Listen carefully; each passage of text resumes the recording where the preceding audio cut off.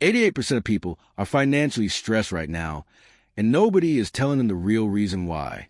You wake up every morning, you pray, you work hard, you believe God will provide, but the bills keep stacking.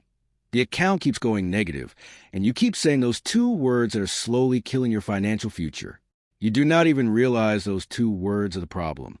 There was a widow in the Bible who had nothing but a tiny jar of oil, creditors threatening to take her children as slaves, and zero hope left. And she cracked a code that turned all of it around completely. That same code is sitting in your Bible right now untouched. Stay with me, because by the end of this video you will know exactly what she did and why most believers never discover it until it is too late. Before we get into the widow's secret, you need to understand what is happening in the world right now in 2026. The National Foundation for Credit Counseling just released data showing financial stress has hit a historic high this year. Household debt in America alone has swelled to $18.8 trillion. 77% of people experienced a major financial setback in 2025. And here's the part that will shock you. 39% of people have absolutely zero emergency fund. That means almost half the people watching this video right now have nothing between them and a complete financial collapse. If that is you, do not move. What comes next was written for exactly where you are standing tonight. If this message is already speaking to your situation, do me a quick favor right now. Hit that like button so other believers who are drowning financially can find this video. YouTube shows this to more people when you do that one small thing. Now back to the widow, because what she did in 2 Kings chapter 4 is not just a miracle story. It is a 6-step financial blueprint that still works in 2026. Most people read this story and think it was a one-time supernatural event. They are completely wrong. This was a system, a repeatable code, and the widow followed every single step in the right order. The moment she skipped nothing is the moment everything changed. The very first thing the widow did was something most believers refuse to do. She told the prophet Elisha the exact truth about her situation. She said, "My husband is dead, the creditor is coming, and he is going to take my 2 sons as slaves." She did not sugarcoat it. She did not pretend everything was fine. She did not post a praise report on social media while secretly drowning inside. She looked the problem in the face and named it clearly. But here is what she did not do. She did not call a problem her identity. She said, "This is my situation, not this is who I am." That is the first crack in the code. Most people say the words, "I am broke," like it is their permanent name. It is not. It is a temporary report. And the moment you stop treating it like your name is the moment the oil starts moving. Now here is where it gets dangerous for most believers, and nobody talks about this part. After acknowledging the problem, the widow immediately moved toward solution. The prophet asked her one question: "What do you have in your house?" And she said nothing except a small jar of oil. Did you catch that? She said nothing except. She had something. And God never works with nothing. He always works with something. Right now you have something. You have a skill, you have time, you have a phone, you have knowledge, you have connections. Most people spiritualize their waiting and call it faith. But James chapter 2 says faith without works is dead. God is not waiting for a miracle to drop from the sky. He is waiting for you to move with what you already have in your house.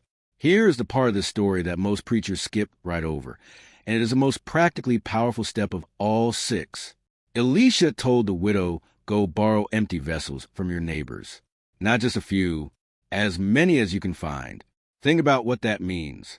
God was about to multiply her oil, but the size of the miracle was going to be determined by how many jars she prepared before the oil started flowing. She did not pray for more oil. She prepared containers for the oil that was coming.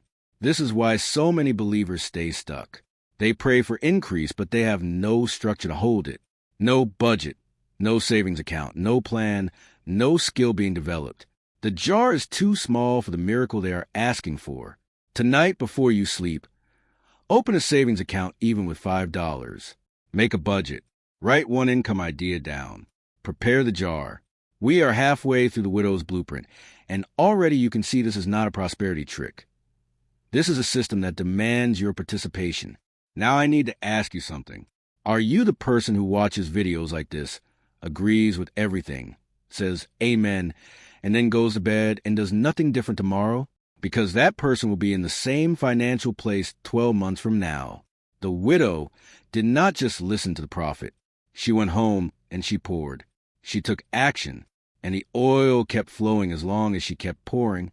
If this video is opening your eyes right now, subscribe to this channel and turn on the bell notification, because every week we decode the exact biblical systems that produce real financial change. Do not miss the next one. Step 4 in the widow's blueprint is the one that separates people who get miracles from people who only hear about them. The widow shut the door behind her and her sons, and she started pouring in private. She did not do it for an audience. She did not wait for someone to validate her. She closed the door on distractions, and she poured consistently until every single jar was full. The growth code here is that consistent private obedience produces public breakthrough. You want the breakthrough to be public, but you are not willing to do the work in private. 1 hour every day on one income-producing activity. No phone, no noise, no distraction. Pour behind closed doors. That is where your miracle begins to fill up. Now watch this, because the oil stopped flowing the moment the last jar was full. Not before, not after. Exactly when the last jar is filled. That means if she had borrowed 10 more jars, 10 more jars would have been filled. The ceiling on her miracle was the ceiling she set during her preparation. This is not a motivational metaphor. This is a spiritual law. Your preparation is your permission slip for provision. If your financial ceiling feels low right now, it is because your jar is small. Stretch it. Learn a new skill this month. Add one more income stream. Create one more container. The oil will always fill exactly to the level of your preparation, and never one drop more. Step 5 is the one that will make or break whether this miracle lasts or disappears in 30 days. After the jars were full, the widow went to prophet, and he gave her the most important financial instruction in this entire story. He said, go sell the oil, pay your debts, and you and your sons live on what is left. Did you notice the order? Sell first, pay debt second, live on the rest third. He did not say enjoy the blessing. He did not say celebrate. He said eliminate the debt first. Proverbs 22 verse 7 says the borrower is slave to the lender. The widow's miracle was not complete until the chains of debt were broken. Most people receive a financial blessing and spend it on wants before the debt is touched. That is why the miracle disappears. Stewardship is what makes multiplication sustainable. You are so close to understanding the full picture now. So do not click away. What comes in the next few paragraphs is the part that will show you why this keeps working even after the miracle happens. Most people think the story ends when the debt is paid, but the prophet said something extraordinary. You and your sons live on what is left. That means after the debt was gone, there was still enough to build a life on. God's plan was never just to rescue her from a crisis. His plan was to establish her in abundance. That is the difference between a one-time blessing and a lasting financial transformation. One gets you through the month. The other changes your family's story permanently. Here is something the 2026 financial data confirms that the Bible already knew. Intuit's latest research shows that 93% of people want to change their financial habits this year. But only wanting it is not enough. The widow did not want her way out of debt. She obeyed her way out. She moved her way out. She poured her way out. Desire without direction is just a feeling. The people who actually change their financial story this year are not the ones who feel the most motivated. They are the ones who take the smallest first step today and then take another one tomorrow. The widow's miracle started with one step, gathering one empty jar. Your miracle starts with one step too. Now let's talk about the thing that stops most believers before they even start. And it is not money, it is words. Every time you say, I am broke, you are making a declaration over your life. Proverbs 18 verse 21 is extremely clear that death and life are in the power of the tongue. When you repeat, I am broke daily, you are coding that reality deeper into your belief system, and your actions follow your beliefs. The widow never called herself broke. She described a situation and then moved toward solution. Starting today, replace the words I am broke with God is multiplying what I have. Say out loud every morning before your feet hit the floor. It is not denial of reality. It is the activation of faith that moves you toward a different reality. You are still here. And that tells me something important about you. The average viewer clicks away in the first 2 minutes. But you stayed because something in this message is speaking directly to your situation. That means this information found you for a reason. Share this video right now with one person in your life who is struggling financially but loves God and needs this exact message. Not tomorrow, right now while the feeling is fresh. One share from you could be the turning point in someone else's entire financial story. The widow's sons were almost taken as slaves. Someone sharing this truth could be the reason another family stays together tonight. Step 6, the final step of the widow's blueprint, is the one that guarantees the miracle keeps working. After the debt was paid and the provision was established, the widow did not go back to fear. She did not go back to saying, "I have nothing." She lived in the new reality. She maintained the same faith and the same obedience that produced the miracle, and that is the growth code in its fullest form. The miracle is not a destination. It is a lifestyle. The oil keeps flowing as long as the obedience keeps going. Many believers experience a small breakthrough, and the moment the next challenge appears, they are right back to declaring lack. Do not let that be you. The same God who filled the widow's jars is ready to keep filling yours. Let us now bring all 6 steps together so you can start tonight. 1. Acknowledge your situation honestly without making it your identity. 2. Inventory what you already have and take the first action step with it immediately. 3. Prepare capacity by creating budgets, savings, and income structures before the blessing comes. 4. Pour consistently in private for at least 1 hour every day without distraction. 5. When increase comes, pay the debt first, then build on what remains. 6. Live in a new reality with gratitude and continued obedience as a lifestyle, not a one-time event. 6 steps. 1 widow. Total transformation. The same result is available to you right now. Here is what makes 2026 different from any other year for this message. The financial pressure people are feeling right now is at a record high. Debt is at $18.8 trillion. Stress is climbing. Emergency funds are gone. But that means the people who discover and apply the 6-step blueprint right now have the greatest opportunity to separate themselves from the financial cycle that is trapping everyone around them.